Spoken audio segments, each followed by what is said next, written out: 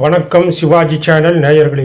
இந்த வீடியோவில் ஞான ஒளி திரைப்பட சாதனைகளையும் அந்த திரைப்படம் பெற்ற விருதுகளையும் அந்த படம் பற்றிய சிறப்பு செய்திகளையும் இதில் பார்க்கலாம்.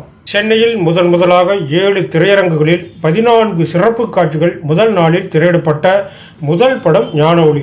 அதாவது வழக்கம் போல நடைபெற்ற காட்சிகள் போக அதிகமாக 14 சிறப்பு காட்சிகள் நடைபெற்றது. சென்னை பிளாசாவில் 140 காட்சிகளில் 136 காட்சிகள் ஹவுஸ்ஃபுல் ஆனது. இங்கு தொடர்ந்து 126 காட்சிகள் ஹவுஸ்ஃபுல் ஆனது. சென்னை நகரில் 5 நாட்களில் 101 காட்சிகள், அத்தனையும் ஹவுஸ்ஃபுல் ஆன திரைப்படம் ஞான ஒளி. படம் வெளிவந்த முதல் 2 நாட்களில் 24 பொழுதுபோக்கு சபாக்கள் சென்னையில் விசேஷ காட்சியாக திரையிடப்பட்டது. சயானியில் குறைந்த நாட்களான 26 நாட்களில் இதுவரை அதிக வசூல் பெற்ற திரைப்படம் ஞான ஒளி. ரூபாய் 1,15,222 ரூபாய்கள் மற்றும் 40 பைசாக்கள். சென்னை கமலா திரையரங்கில் 25 நாட்களில் பெற்ற வசூல் ரூபாய் 1,01,072 ரூபாய்கள் மற்றும் 67 பைசாக்கள். பாண்டி கந்தன் திரையரங்கில் 28 நாட்களில் ரூபாய் 57,510 ரூபாய்கள் மற்றும் 30 பைசாக்கள் வசூல் செய்தது. சென்னையில் 5 திரையரங்குகளில் திரையிடப்பட்ட இந்த திரைப்படம் ஒரு திரையரங்கில் 100 நாட்களுக்கு மேலும் 4 திரையரங்குகளில் 50 நாட்களுக்கும் மேலும் ஓடியது. சென்னை தமிழ்நாடு திரையரங்கில் 20 நாட்கள் வசூல் 53,095 ரூபாய்கள் மற்றும் 5 பைசாக்கள். நாகர்கோவில் ராஜேஷ் திரையரங்கில் 50 நாட்கள் வசூல் ரூபாய் 90,517 ரூபாய்கள் மற்றும் 26 பைசாக்கள். சென்னை பிளாசா திரையரங்கில் 104 நாட்கள் வசூல் ரூபாய் 3,25,618 ரூபாய்கள் மற்றும் 76 பைசாக்கள். பிராட்வே திரையரங்கில் 69 நாட்கள் ஓடியது. வசூல் செய்த தொகை 2,09,86 ரூபாய்கள் மற்றும் 20 பைசா. சயானி திரையரங்கில் 69 நாட்கள் வசூல் செய்த தொகை 1,99,482 ரூபாய்கள் மற்றும் 70 பைசா.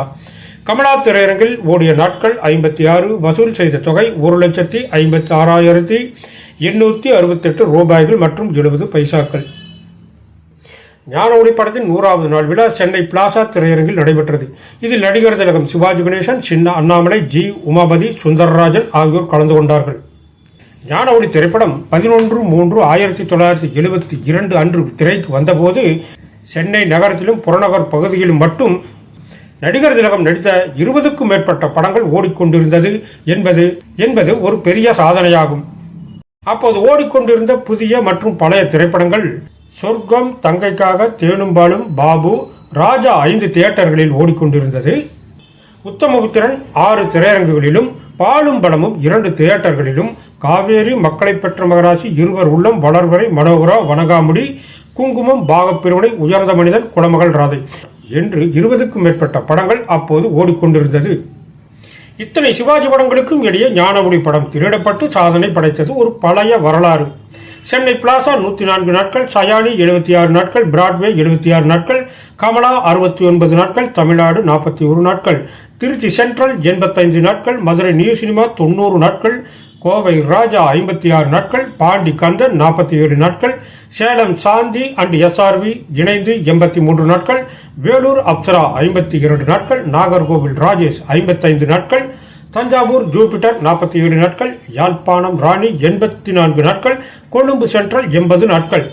மதுரை நியூ சினிமா திரையரங்கில் 90 நாட்கள் ஓடி வசூல் செய்த தொகை 2,41,122 ரூபாய்கள் மற்றும் 15 பைசாக்கள். கோவை ராஜா திரையரங்கில் 56 நாட்கள் ஓடி வசூல் செய்த தொகை 1,87,625 ரூபாய்கள் மற்றும் 40 பைசாக்கள். இந்த படத்தை டைரக்ஷன் செய்தவர் பி. மாதவன். ஏ ஃபியூ கிடில் ஃப்ரம் ஜெயின் காங் என்ற ஆங்கில படத்தின் தழுவலாக முதலில் ஞான ஒளி நாடகமாக நடத்தப்பட்டது.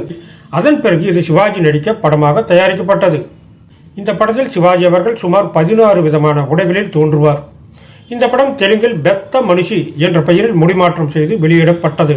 இந்த படம் 1978 தேவதா என்ற பெயரில் இந்தியில் சஞ்சீவ்குமார் நடித்து வெளிவந்தது. 1987 சக்கரவர்த்தி என்ற பெயரில் தெலுங்கில் தயாரிக்கப்பட்டு வெளியானது. சிவாஜி கணேசன் இந்த படத்தில் நடித்தபோது வேளாங்கண்ணி மாதா கோயிலுக்கு ஒரு மணியை காணிக்கையாக அளித்தார். தேவனே என்னை பாருங்கள் பாடலில் இடையிடையே கதாநாயகன் சிவாஜி பேசுவது போல வசனங்கள் இருக்கும். இந்த வசனங்களை மட்டும் நீங்கள் பேச வேண்டும் என்று MS விஸ்வநாதன் சிவாஜியிடம் கூறினார்.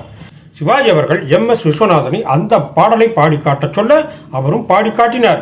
உடனே சிவாஜி அவர்கள் இவ்வளவு உச்சஸ்தாயில் கொண்டு போய் பாடலை நிறுத்தி இருக்கிறீர்களே, அதற்கு ஈடு கொடுத்து என்னால் பேச முடியாது என்று நினைக்கின்றேன்.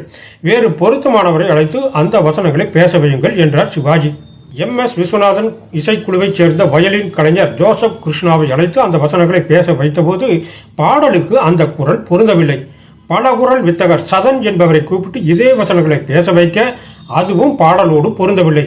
முடிவில் டைரக்டர் பாடலை பாடிய டி.எம். சௌந்தரராஜனையே பேச வைத்து பார்க்கலாமே என்று சொன்னார். டி.எம்.எஸ். சிவாஜியிடம் உங்கள் சிம்மக்குரலில் ஒரு முறை பேசி காட்டுங்கள் என்று சொல்ல சிவாஜியும் அவருக்கு பேசி காட்ட சிவாஜி அவர்கள் அந்த வசனங்களை பேசி காட்டிய போது நடிகர் திலகத்தின் குரலில் இருந்த பாவங்களையும் ஏற்ற இறக்கங்களையும் அப்படியே தம்முடைய மனதில் உள்வாங்கிக் கொண்டார் டி.எம். சௌந்தரராஜன். ஒளிப்பதிவில் உணர்ச்சி பிளம்பாக மாறி அந்த வசனத்தை பேசினார் டி.எம்.எஸ். அருமை டி.எம்.எஸ். அற்புதம் என்று பாராட்டினார் சிவாஜி. 1972ஆம் ஆண்டின் பிலிம்பேர் பத்திரிகை சிறந்த நடிகராக சிவாஜி, சிறந்த படமாக ஞானஒளி, சிறந்த டைரக்டராக பி. மாதவனையும் தேர்வு செய்தது. 1972ஆம் ஆண்டின் சிறந்த நடிகராக சிவாஜியை பேசும் படம் சினிமா மாத இதழ் தேர்வு செய்தது. சென்னை சினிமா ரசிகர் சங்கம் மற்றும் மாலை முரசு பத்திரிகைகளும் 1972ஆம் ஆண்டின் சிறந்த நடிகராக சிவாஜியை தேர்வு செய்தது குறிப்பிடத்தக்கது. 1972ஆம் ஆண்டின் சிறந்த நடிகர் சிவாஜி, சிறந்த படம் ஞானஒளி பிலிமாலயா பத்திரிகை தேர்வு செய்தது. சிவாஜி அவர்கள் தன் இடது கையால் அடிக்கடி மார்பை தேய்த்துக் கொள்ளும் மேனரிசத்தை இதில் காட்டி நடித்திருப்பார்.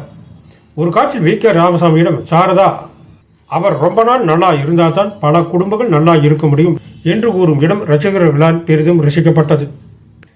அதேபோல ஒரு காட்சியில் சிவாஜியும் மேஜர் சுந்தரராஜனும் பங்களா வீட்டில் சந்திக்கும் இடத்தில் ரேடியோவில் அந்த நாள் ஞாபகம் நெஞ்சிலே வந்ததே பாடல் ஒளிபரப்பாகும்.